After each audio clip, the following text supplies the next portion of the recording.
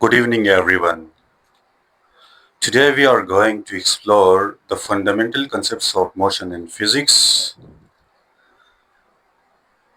The equation of motions are a set of mathematical formulas that describe the relationship between an object's position, velocity, acceleration, and time. These equations are crucial in understanding how objects move and respond to forces.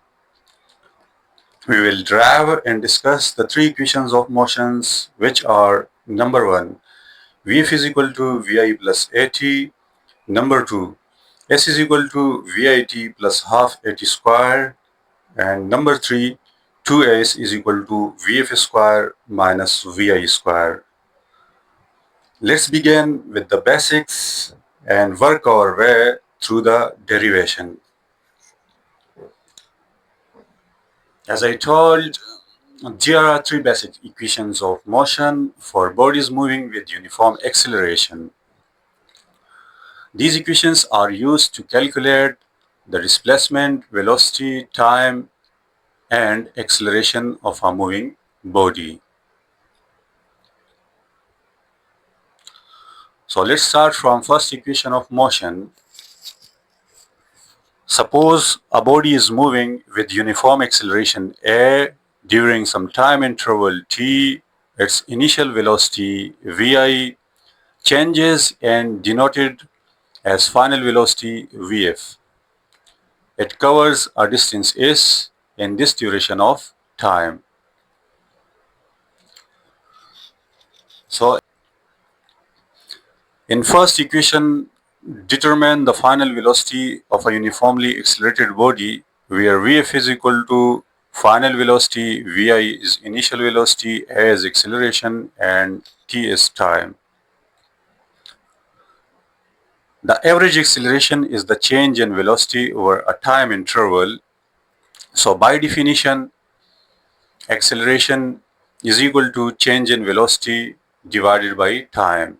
As we describe, the average acceleration is the change in velocity. So this is change in velocity over a time interval, so divided by time taken. So mathematically we can write acceleration is equal to change in velocity, that is delta v divided by t. As we know that we can write delta v is equal to Vf minus Vi, that is v minus initial velocity from final velocity. So we will put this value of delta v over there. So put this value of delta v over here. So A is equal to Vf minus Vi divided by t. So now we will multiply t on the other side of equation, which will become At is equal to Vf minus Vi. Now rearrange this equation, so At, and we will send this Vi to the other side of equation, which will become plus Vi, and here is Vf. So Vf is equal to Vi plus At, and this is called first equation of motion. Now let's study second equation of motion. So for second equation of motion, the second equation of motion determines the distance covered during some time interval t while a body is accelerating from a known initial velocity. So as we know, the average velocity is equal to Vi plus Vf divided by 2. Putting value of Vf, we get final velocity, we get.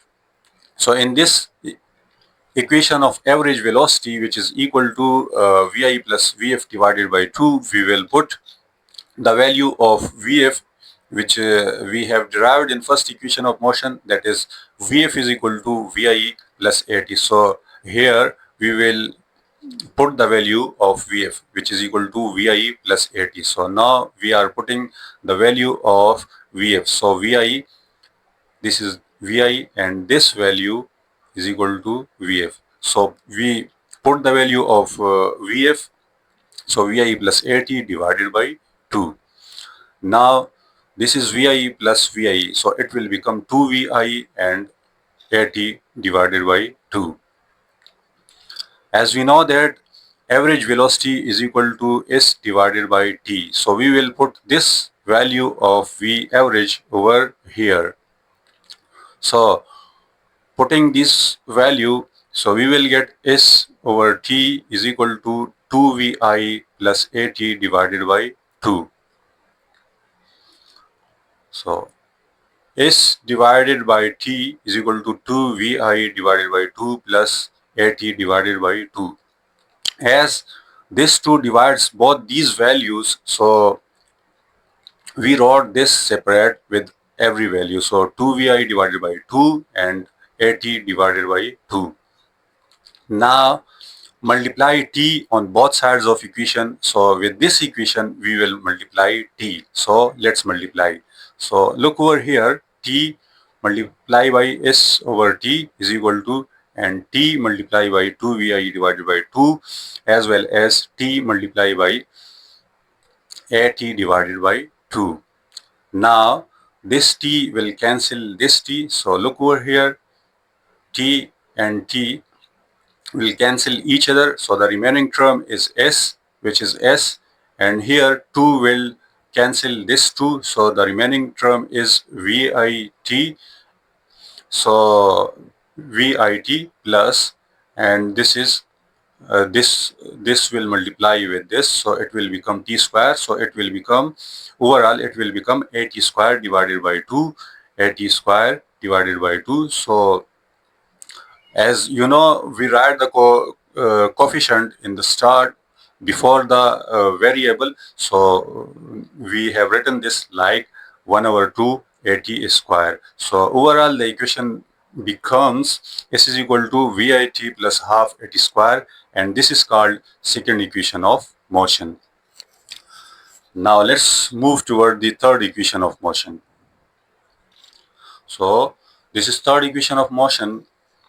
In third equation of motion, determines relationship among the velocity and the distance covered by a uniformly accelerated body where time interval is not mentioned. So let's take the first equation of motion. As we know from first equation of motion, Vf is equal to Vi plus At. By squaring the both sides of equation we get, so now we will square on both sides of this equation. So this will become Vf square and Vi plus At whole square. So as we know, a mathematical formula, a plus b whole square is equal to a square plus 2ab plus b square.